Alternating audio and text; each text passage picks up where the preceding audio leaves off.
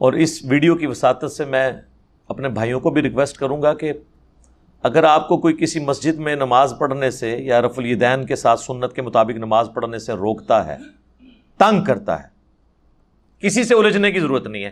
ایک سادہ کاغذ کے اوپر اپنی ہینڈ رائٹنگ کے ساتھ اپلیکیشن لکھ کے قریبی تھانے کو دیں. آپ دیکھیں وہ مولوی آپ کے قدموں میں گرے گا آ کے، جتنا بڑا مرضی وہ ڈان ہوا.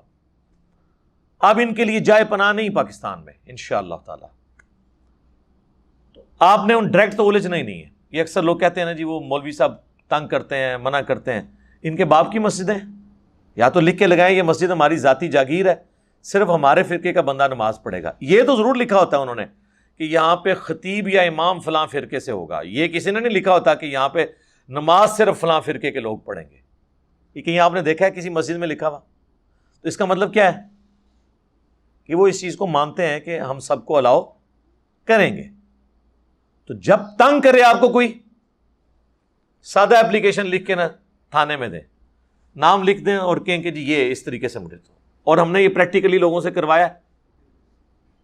آج کل تو آپ کو پتہ ہے تمام مکاتب فکر کی جو وہ نان سٹیٹ ایکٹر تنظیمیں بنی ہوئی تھی نا، ساری کی ساری اس وقت جو ہے نا وہ لائن حاضر ہوئی ہوئی ہیں. ایک ایک کر کے سب کالعدم ڈکلیئر ہو رہی ہیں اپنی حرکتوں کی وجہ سے. میں تو اس حق میں نہیں کہ کسی تنظیم کو کالعدم ڈکلیئر کیا جائے، لیکن ان کو بھی اپنی حرکتوں کے اوپر غور کرنا چاہیے. کیوں اپنی اس قسم کے پولیٹیکل ایکٹیویٹیز کے ساتھ پیرلل میں اس قسم کے نان سٹیٹ ایکٹر بھرتی کر کے تو وہ اس قسم کی ایکٹیویٹیز پرفارم کرتے ہیں. لہذا مساجد ساری اللہ کی ہیں،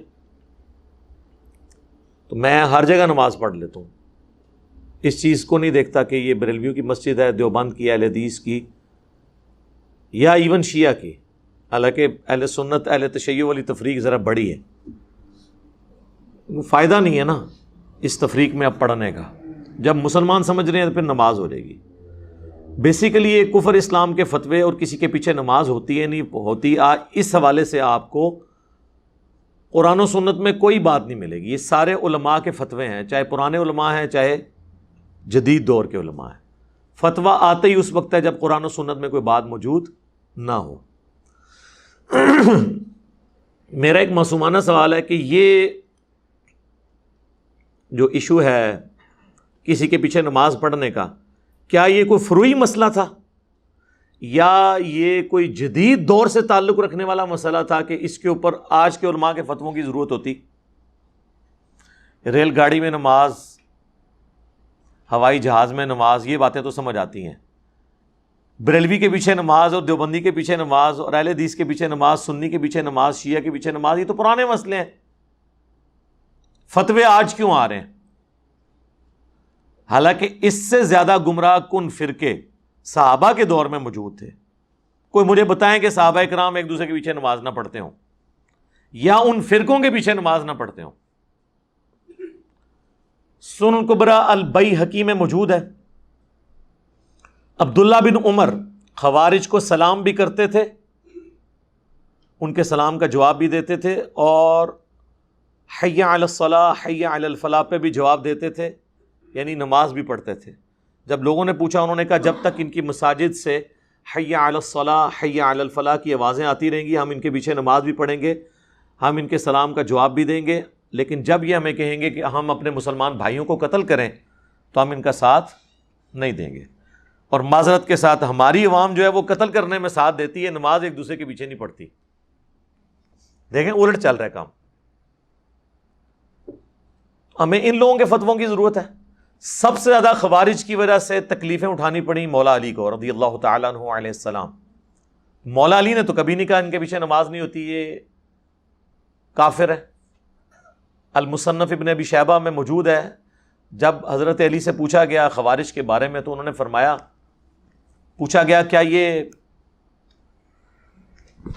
منافق ہے؟ انہوں نے کہا منافق تو نہیں ہے، اگر منافق ہوتے تو اللہ کا ذکر بہت کم کرتے، جس طرح قرآن میں ہے کہ منافق تو تھوڑا اللہ کا ذکر کرتے ہیں، یہ تو بڑی لمبی نمازیں پڑھتے ہیں. پوچھا گیا کافر ہیں؟ فرمایا کافر بھی نہیں ہے، یہ کفر ہی سے تو بھاگے ہیں، انہوں نے یہ سمجھا کہ میں کافر ہو گیا ہوں اس لیے مجھے چھوڑ گئے. تو کفر سے تو شدید نفرت کرتے ہیں. تو اب تین ہی کیٹیگریز ہو سکتی ہیں نا، یا کوئی منافق ہوگا یا کافر یا مسلمان. تو پوچھا گیا پھر یہ کیا ہیں؟ تو کہا گیا کہ یہ ایک گروہ ہے جس نے ہم سے بغاوت کی ہے.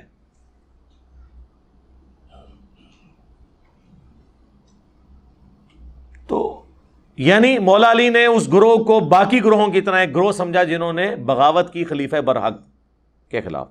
تو بغاوت صرف اہل نہروان اور خوارج نے تو نہیں کی، اہل صفین نے بھی بغاوت کی، اہل جمل نے بھی بغاوت کی. تو اسی کیٹیگری میں رکھا ہے.